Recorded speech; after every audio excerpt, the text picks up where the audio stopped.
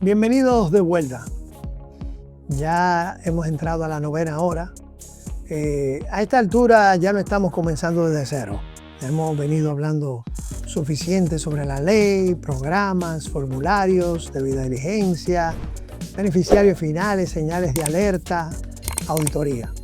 Por eso esta hora debe sentirse diferente. Déjenme decirle algo que tal vez es un poquito diferente. Miren, una de las cosas que yo siempre he tratado con el sector es de ser lo más franco posible, lo más abierto en las cosas que ustedes también deben hacer y cómo ustedes deben de unificar el sector bajo esas asociaciones que ustedes tienen. ANAPROCE, ADOCOSE, Santo Domingo, ADOCOSE Norte, ADOCOSE Este, para que ustedes, los que pertenecen a esas asociaciones y están viendo esta capacitación, les exhorten a las asociaciones que ustedes pertenecen, que hagan un esfuerzo de poner un documento. Ustedes le pueden decir, mira, Patín nos dijo que no podía cooperar, de solicitarle a la nueva incumbente de prevención de lavado, la señora Lilian Báez. Como le dije en una de las horas, una persona de mucha preparación en materia de prevención de lavado activo, de que estas horas deben ya reconsiderarse en bajarlas. Primeramente porque, mire, una de las cosas que yo lo entiendo y con esto quiero que se quede muy claro lo que estoy diciendo. El sector comenzó literalmente en el 2017. El sector estaba en negativo, no en cero, en negativo. ¿Por qué? Porque ustedes pertenecían a la ley desde el 2002. Que la superintendencia no haya tomado medidas para que ya esto fuera parte de sus procesos hasta el 2017 que sale la nueva ley. Bueno, ya eso quedó en el pasado. Pero al comenzar este nuevo proceso, la Superintendencia de Seguros como ente regulador tenía que demostrarle a los organismos internacionales que iba a haber un proceso contundente para el sector para poder ponerlos a ustedes de una forma que los trabajos y lo que debía de tener el regulador por parte de ustedes en materia de prevención de lavado de activos, ustedes la tuvieran. Dentro de eso, se obligó a que tuvieran una capacitación marcada por una cantidad de horas. La capacitación no es si yo quiero o no quiero. La capacitación existe para todos los sujetos obligados. Es un llamado de la ley 155-17 en el artículo 34. Capacitación permanente para empleados, directores y funcionarios. Entonces, no es, para que no se confunda, no es que soliciten que le quiten la capacitación, porque la capacitación no se le puede quitar a ningún sujeto obligado.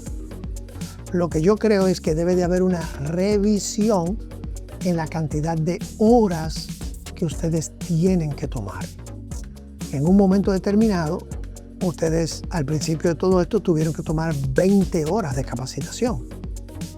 Luego, en un momento determinado, se la bajaron a 10 horas. Y cuando digo eso, le estoy hablando a los empleados, no le estoy marcando como tal. Eran 10 horas para los empleados en el primer momento. Después bajó a 10 y 6 horas. Como asesor que yo soy, como muchos de ustedes saben, yo tengo 25 años solamente trabajando esta parte de la prevención de lavado de activos a nivel internacional, a nivel nacional. Yo les exhorto a que ustedes le soliciten a esas personas encargadas de esas asociaciones como gremio, al final, que es quien tiene el mayor poder, porque el que 3 corredores le escriban al Departamento de Prevención de Lavado, a la señora Lilian Baez, solicitándole que bajen las horas, no va a tener un impacto como la que pudiera tener, y todo esto dirigido al superintendente de seguros, claro está.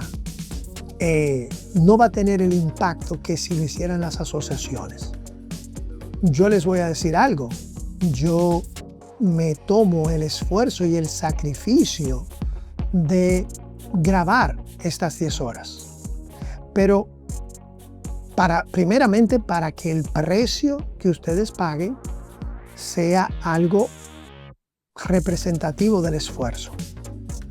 Pero ustedes saben que si uno de ustedes me llamara para que yo le diera estas 10 horas de capacitación sentado en su oficina, mi precio es 15,000 pesos la hora.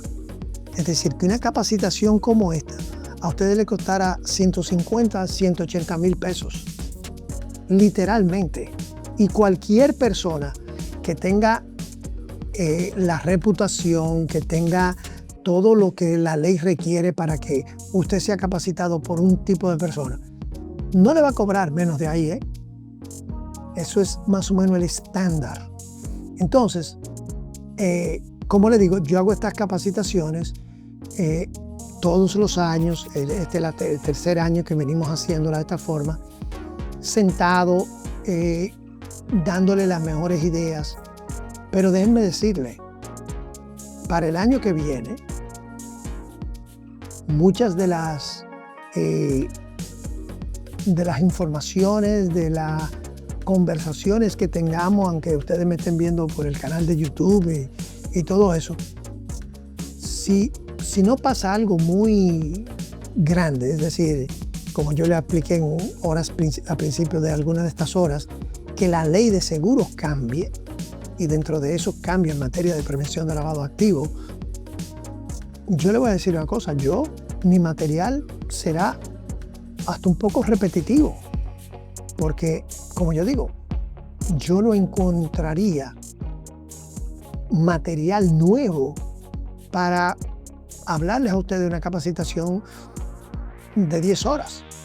Yo puedo tomar el año que viene los 37 delitos precedentes, y de los 37 delitos por lo que se genera el lavado de activos, yo pudiera pasarme 10 horas y cada hora hablar de, 4 o 5 delitos y presentarles ejemplos que suban en la pantalla de los delitos que se cometieron, ¿no?, durante este año 2026, tal vez algunos del 2027. Porque ese es el riesgo de la República Dominicana. Es que aquí todos los días salen delitos precedentes del lavado de activos en las noticias. Tal vez ya nosotros no le prestamos ni siquiera tanta atención. Y yo pudiera hacer algo así, algo diferente.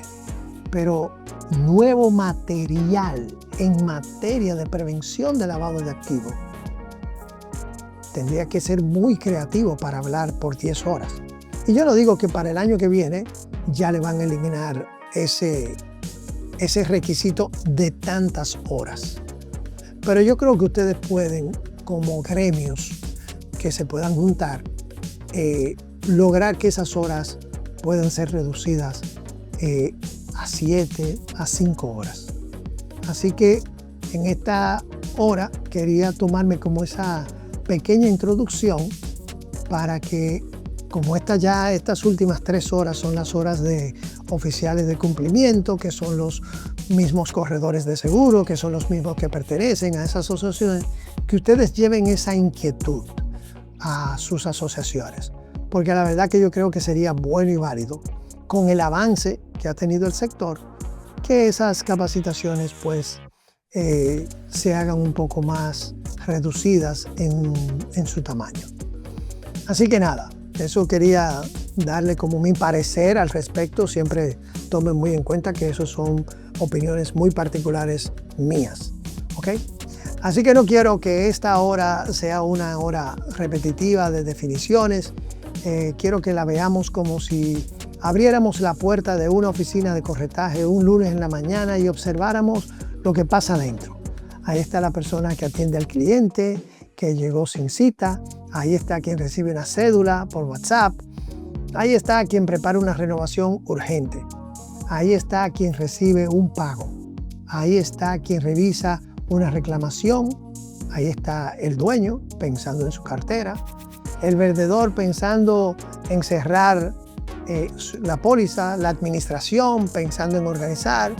Y el oficial de cumplimiento tratando de que todo eso tenga orden, evidencia y respaldo. En esa oficina imaginaria es donde vive el cumplimiento. No vive solamente en un certificado, no vive solamente en un manual, no vive en una matriz, vive en la conducta diaria de quienes hacen que el negocio se mueva. Porque una empresa puede tener documentos muy bien presentados, pero si el día a día nadie los aplica, entonces el cumplimiento se queda en el papel. Esta hora trata de cultura de cumplimiento. Y cuando digo cultura, no hablo de frases bonitas pegadas en una pared. Hablo de la forma en que se trabaja cuando el cliente tiene prisa. Hablo de lo que se hace, falta un documento que está incompleto. Hablo de cómo se reacciona cuando un vendedor dice: ese cliente es importante, no compliquen estos procesos. Hablo de lo que pasa cuando un empleado descubre que una reclamación no le cuadra. Hablo de si el dueño respalda al oficial de cumplimiento o se respalda a sí mismo en caso de que lo sea. Y dice: no voy a molestar a ese cliente. La cultura de cumplimiento se revela en esos momentos pequeños. No cuando todo está tranquilo. Se revela cuando hay presión. Se revela cuando hay una comisión de por medio. Se revela cuando el cliente se incomoda. Se revela cuando el expediente está incompleto y alguien tiene que decidir entre continuar rápido o hacer las cosas bien. Por eso, el mensaje inicial de esta novena hora es cumplir, no es actuar con miedo, es actuar con criterio, y actuar con criterio significa saber cuándo vender, cuándo pedir documentos, cuándo escalar, cuándo decir todavía no, cuándo dejar una nota, cuándo apoyar al oficial de cumplimiento y cuándo reconocer que una venta sin control puede convertirse en un problema. Hoy vamos a hablar de capacitación, ética, sanciones, responsabilidad del personal, conflictos de interés, presión comercial, microcapacitaciones y reputación, pero lo haremos de una manera práctica, como si estuviéramos viendo escenas reales de una correduría. Porque después de 8 horas previas, el participante no necesita que le repitan la misma frase 10 veces. Necesita ver cómo todo esto se aplica en el trabajo real. Comencemos con una situación común. Termina una capacitación. Se emiten los certificados y todo se siente que se cumplió. El archivo de capacitación queda completo. El auditor podrá ver la fecha, el tema, el facilitador, la lista de participantes y la constancia de participación. Todo esto es importante, pero hagamos una pregunta incómoda. ¿Qué cambió al día siguiente? Si al día siguiente se siguen aceptando formularios incompletos, el certificado no cambió la conducta. Si se siguen archivando documentos vencidos, el certificado no cambió la conducta. Si nadie sabe cómo escalar una señal de alerta, el certificado no cambió esa conducta. Si el cliente le pagan por un tercero la póliza y nadie documentó la relación entre ambos, el certificado no cambió la conducta. Entonces, el certificado sirve como evidencia de asistencia, pero todavía no demuestra aprendizaje. La capacitación verdadera se mide en el trabajo. Se mide cuando un asistente devuelve un formulario porque falta una firma. Se mide cuando un vendedor explica con respeto al cliente por qué debe completarse ese expediente. Se mide cuando administración conserva el acuse de una comunicación. Se mide cuando reclamaciones no acepta una factura dudosa sin preguntar, en el caso de una aseguradora. Se mide cuando el oficial de cumplimiento recibe información a tiempo y no se entera tarde. Pensemos en una comparación sencilla. Un certificado de manejo demuestra que alguien aprobó un curso, pero la verdadera prueba está en la carretera. El conductor prudente no lo es porque tiene un papel, lo es porque frena cuando debe frenar, mantiene su distancia, revisa sus espejos y respeta las señales. En cumplimiento ocurre igual. El certificado demuestra que usted asistió. La conducta después de eso demuestra si usted atendió a todo esto. Esto no significa restarle valor al certificado. Al contrario, el certificado es necesario para una renovación, para la auditoría. La capacitación debe poder demostrarse. Debe existir evidencia de fecha, contenido, horas, facilitador, participantes y material utilizado. Pero no debemos quedarnos ahí. La empresa debe preguntarse si esa capacitación redujo errores, si mejoró expedientes, si fortaleció la comunicación interna y si elevó el criterio del personal. Una buena práctica es que 30 días después de una capacitación, la empresa revise una muestra pequeña de los expedientes nuevos, no para castigar, sino para poder medir si los formularios mejoraron, la capacitación funcionó, si los mismos errores continúan, se necesita refuerzo. Esta idea convierte la capacitación en una herramienta viva, no en un requisito de archivo. La capacitación temprana también debe de verse con una mirada distinta. No se trata solo de hacerla temprano porque conviene. Se trata de enseñar antes de que el empleado se equivoque. Enseñar después del error que puede ayudar, pero enseñar antes del error previene. El personal no puede aplicar una regla que nadie le explicó. No puede escalar una alerta que no sabe reconocer. No puede completar bien un formulario que nunca le enseñaron a leer. Por eso, una empresa seria no capacita solamente para que el certificado exista. Capacita para que el expediente mejore, para que el cliente reciba una explicación correcta, para que el oficial de cumplimiento reciba apoyo y para que la auditoría encuentre una cultura en movimiento.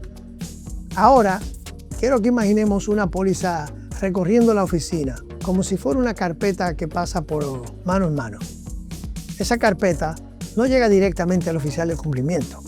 Primero, tal vez, la recibe un vendedor. Luego, un asistente pide documentos. Después, administración registra el pago.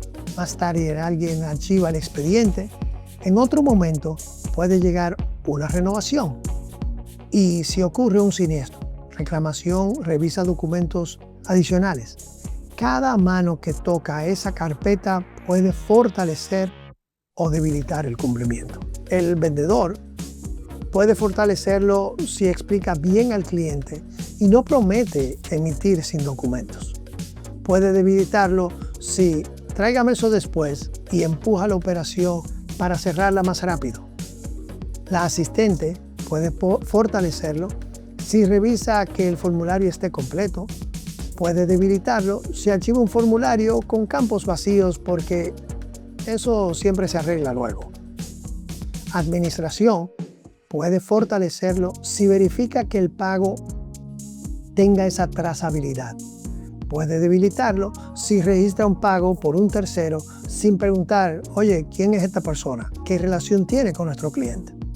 Reclamaciones puede fortalecerlo si observa inconsistencias en facturas, fechas o versiones. Puede debilitarlo si simplemente tramita todo sin mirar coherencia. La gerencia puede fortalecerlo si respalda las políticas. Puede debilitarlo si solo exige ventas y deja el control para después. Esta cadena de mano es importante porque el cumplimiento no falla solamente por el escritorio del oficial de cumplimiento y sus manos. Muchas veces falla antes de que llegue al oficial de cumplimiento.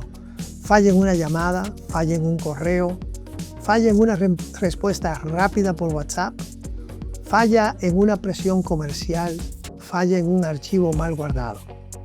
Por eso, cada función tiene una responsabilidad proporcional. No todos tienen que saber lo mismo. No todos tienen que leer la ley completa o entenderla, pero todos deben conocer su parte. El personal comercial debe saber explicar, observar y no prometer lo que el expediente no permite. El personal administrativo debe saber revisar, archivar, conservar evidencias. Quien maneja pagos debe saber identificar terceros, devoluciones y falta de trazabilidad. Quien atiende las reclamaciones debe saber detectar documentos dudosos o patrones extraños. El oficial de cumplimiento debe de coordinar, analizar, documentar y orientar.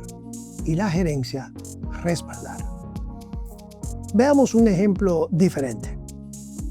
Llega una solicitud de póliza para una flotilla pequeña de motocicletas, utilizada para un negocio de mensajería. No es una operación extraordinaria, puede ser totalmente legítima. Pero el formulario dice una actividad económica distinta. Los pagos vienen de 3 cuentas personales. Y el cliente dice que todo pertenece a unos muchachos que trabajan conmigo. Ese caso no debe convertirse automáticamente en sospecha, pero sí debe producir una pregunta interna. ¿Está claro quién es el cliente? ¿Quién paga y quién se beneficia? Si el vendedor no informa, administración no pregunta y el expediente se archiva sin explicación, la cadena falló, se rompió.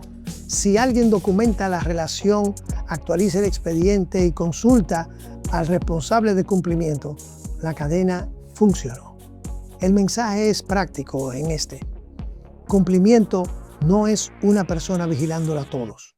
Cumplimiento es una cadena donde cada área cuida su eslabón. Si un eslabón se rompe, el riesgo entra. Si cada eslabón hace su parte, la empresa se protege. Ahora hablemos del dueño, la gerencia y la alta dirección del corretaje. En muchas empresas se dice que el cumplimiento es importante, pero la verdadera pregunta no es qué se dice. La pregunta es qué se permite. Si se permite que el cliente grande entregue menos documentos que el cliente pequeño, esa es la cultura real. Si se permite que ventas presione a administración para emitir sin expediente completo, esa es la cultura real. Si se permite que el oficial de cumplimiento sea ignorado cuando advierte un riesgo, esa cultura es la real. Si se permite que los hallazgos de auditoría se guarden sin acción, ¿sería esa la cultura real? La cultura no se define en un discurso, se define en decisiones. El dueño o gerente marca el clima interno. Se apoya al oficial de cumplimiento, el personal entiende que el control importa. Si lo ridiculiza o lo deja solo, el personal entiende que cumplimiento es un obstáculo. Si exige capacitación y participa, el equipo entiende que es en serio. Si manda capacitar a todos menos a la gerencia, el mensaje es contradictorio. Pensemos en una escena. Un vendedor trae una cuenta atractiva. Es un cliente comercial con varias pólizas. El expediente está incompleto, pero la comisión es buena. El vendedor dice, esto no se puede perder. Administración responde, faltan documentos. El oficial de cumplimiento pide identificar a los beneficiarios finales. El cliente está presionado. ¿Quién decide el tono? La dirección. Si la dirección dice emitan y después veamos, ya decidió. Si dice vamos a completar lo necesario y explicarle bien al cliente, también hubo una decisión. Una decisión construye debilidad o construye la cultura. Esto no significa que la dirección deba paralizar el negocio. El objetivo no es perder al cliente o molestarlo. El objetivo es vender de forma defendible. Una venta bien documentada fortalece la cartera. Una venta mal documentada puede convertirse en una observación, una sanción, una reclamación complicada o un daño reputacional. En un corredor persona física, esta reflexión es todavía más directa. Si usted es el dueño, vendedor, administrador y responsable de cumplimiento, usted mismo marca el clima de su corretaje. Puede decir, como yo soy pequeño, no necesito mucho. O puede decir, precisamente porque soy pequeño, debo tener un sistema sencillo pero ordenado. Esa segunda mentalidad a usted lo protege. La dirección también debe leer informes de auditoría, aprobar planes de acción, respaldar las capacitaciones, asignar tiempo para organizar expediente y aplicar consecuencias cuando algo viola los controles. No para crear miedo, sino para dejar claro que las reglas sí importan.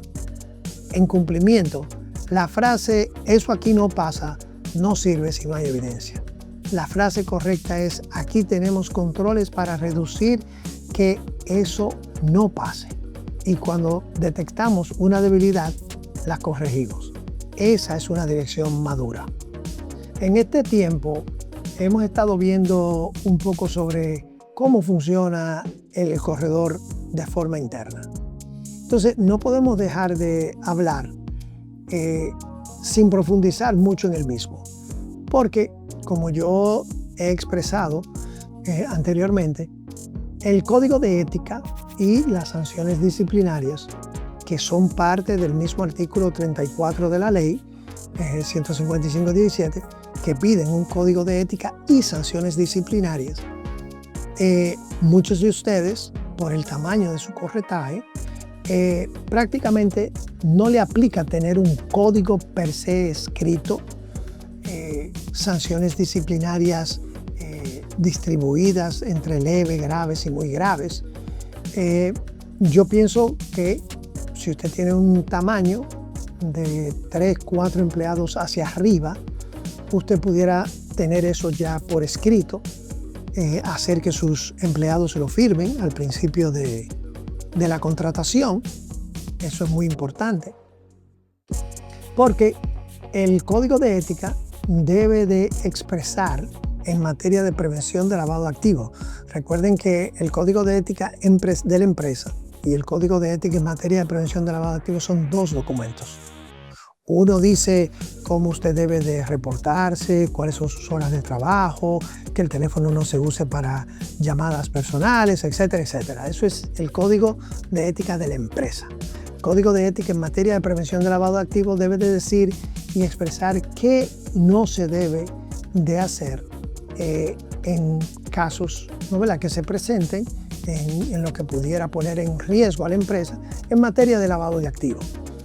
Y las sanciones disciplinarias deben de ir acorde a eso que se ha presentado en el código de ética y basado en los 3 determinantes: leve, grave y muy graves.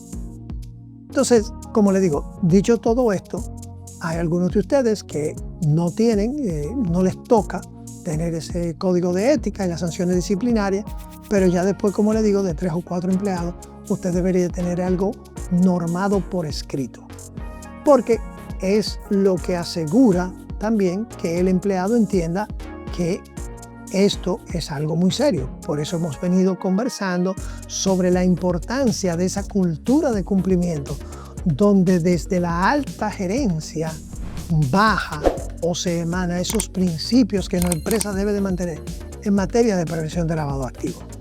Entonces, Vamos a seguir viendo todo este proceso y veamos cómo esto se puede ir siguiendo desenvolviendo cuando a veces nos llegan esos regalitos. Veamos dentro de la ética, en el sector seguro hay relaciones comerciales constantes, clientes, aseguradoras, talleres, médicos, ajustadores, abogados, proveedores, gestores, subagentes, empresas relacionadas y terceros. Esa red de relaciones es normal en el negocio, pero también puede generar conflictos de interés. Un conflicto de interés no significa automáticamente corrupción. Significa que existe una situación donde un interés personal, económico, familiar o comercial puede afectar la objetividad de una decisión. Veamos ejemplos. Un encargado de reclamaciones tiene un familiar que presenta un reclamo y no lo informa. Un vendedor recomienda siempre el mismo taller porque recibe sus beneficios. Un empleado acelera una operación porque el cliente le prometió una gratificación. Un subagente insiste en que no se pida tanta información porque eso espanta al cliente. Un proveedor ofrece ayuda a cambio de que le envíen más casos. Una persona interna evita escalar una alerta porque teme perder una comisión. Estos son riesgos de cultura. No siempre aparecen en una matriz, no siempre están escritos en el formulario, pero pueden dañar seriamente la empresa. Los regalos y atenciones deben manejarse con prudencia. No todo detalle de cortesía es indebido, pero cuando el beneficio busca influenciar, acelerar, ocultar, saltar un control o cambiar una decisión, ya deja de ser cortesía y se convierte en un riesgo. Las comisiones ocultas son aún más delicadas. Si alguien recibe beneficios no autorizados por enviar clientes, favorecer reclamaciones, recomendar proveedores o ignorar documentos dudosos, pierde independencia. Y cuando se pierde independencia, el cumplimiento se debilita. La presión comercial también debe de reconocerse. No podemos fingir que no existe. El corredor vive de vender, renovar y mantener clientes. Pero la venta no puede justificar todo. Un negocio que solo mira comisión puede terminar aceptando riesgos que luego no puede defender. Una frase útil para la oficina sería: vendamos, pero vendamos defendible. Una frase resume el equilibrio. Cumplimiento no debe de destruir el negocio, debe ayudar a que el negocio permanezca. La empresa debe tener canales para declarar conflictos. Si un empleado tiene relación con un cliente, proveedor, taller, un ajustador o tercero, debe informarlo. Revelar un conflicto no siempre impide actuar, pero permite gestionarlo. Ocultarlo crea sospecha. La transparencia protege. El secreto le compromete. Y la alta dirección debe ser clara. Ninguna comisión justifica alterar documentos. Ninguna cliente justifica ocultar información. Ningún proveedor justifica perder la objetividad. Ninguna venta justifica romper el programa de cumplimiento. Uno de los puntos que más afecta la aplicación de cumplimiento es la comunicación con el cliente. Muchas veces el problema no es pedir el documento. El problema es cómo se pide. El personal debe aprender a hablar con firmeza, pero sin agresividad. Debe explicar, no acusar. Debe insistir y definitivamente no pelear. Debe de mantener el control y nunca que el cliente se sienta amenazado. Si un cliente pregunta por qué debe llenar el formulario, se debe decir: este formulario forma parte de nuestras políticas de cumplimiento. Nos ayuda a mantener su expediente actualizado y a cumplir con los requerimientos del sector de seguros. Si una empresa pregunta ¿Por qué debe identificar al beneficiario final? Se puede decir algo como: cuando una persona jurídica contrata una póliza, debemos conocer las personas físicas que poseen, controla o se beneficia de la operación. Es parte del proceso normal de la debida diligencia. Si un pago viene de un tercero, se puede decir: para fines de trazabilidad necesitamos documentar quién realiza el pago y cuál es su relación con la operación. Si un cliente se molesta, se puede responder: entendemos su inquietud.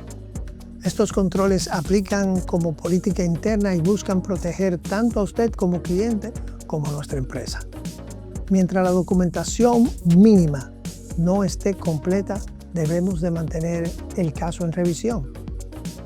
Favor de entenderlos.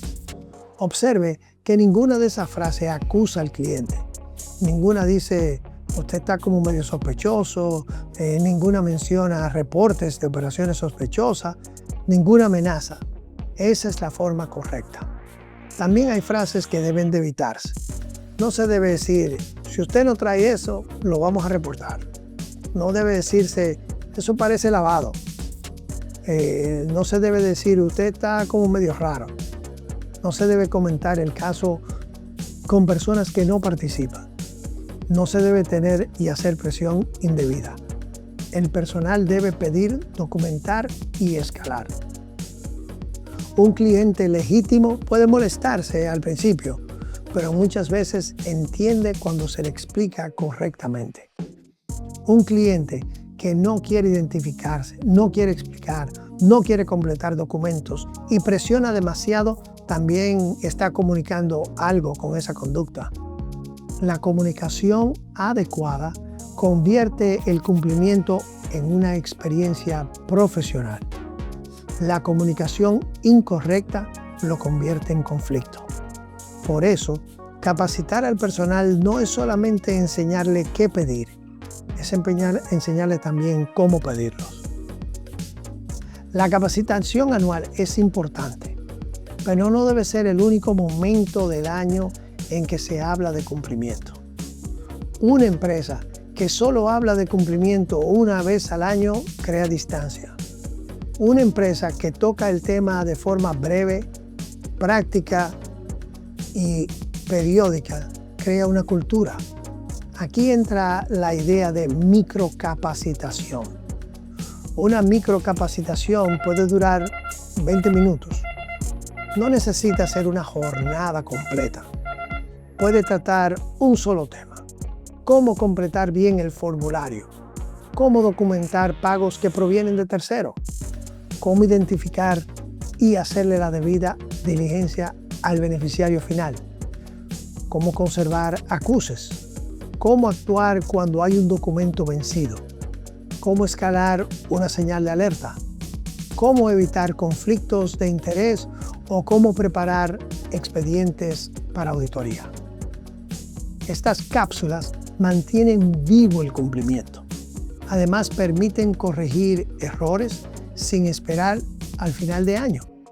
Por ejemplo, si la auditoría encontró que muchos formularios tenían campos de PEP, personas expuestas políticamente, en blanco, se puede hacer una sección de 15 minutos sobre este punto, sobre este tema.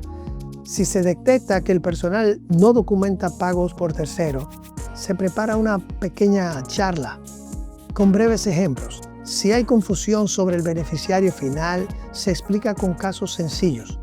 Si un nuevo empleado entra a la empresa, no debe esperar 6 meses a recibir la orientación básica. La microcapacitación también puede ser más amena. Puede incluir preguntas rápidas. ¿Qué haría usted si el cliente no firma o no quiere firmar?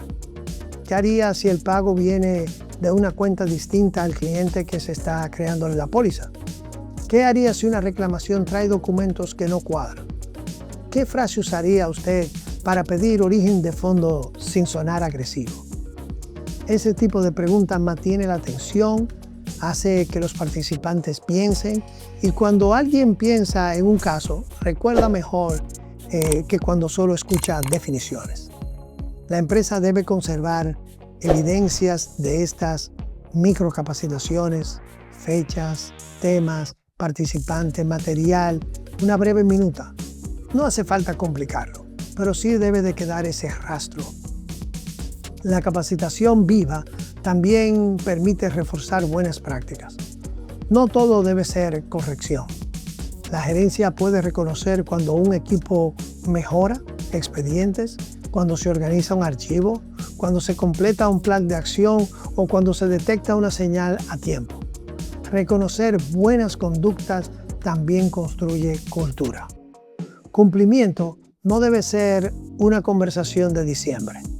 Debe ser una conversación que todo el año se hable sobre lo mismo, en dosis manejables, con ejemplos prácticos y con un impacto real.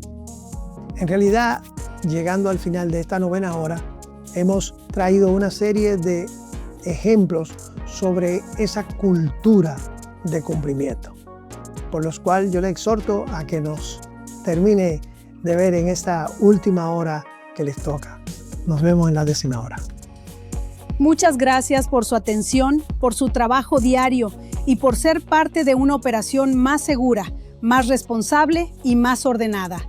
Para más información y seguir nuestras actualizaciones, pueden encontrarnos en nuestras redes sociales, @jpatinconsulting, nuestra página web jpatinconsultoria.com.do, contacto 849-479-0999, correo electrónico jpatin@jpatinconsulting.com. Nos vemos en el próximo vídeo.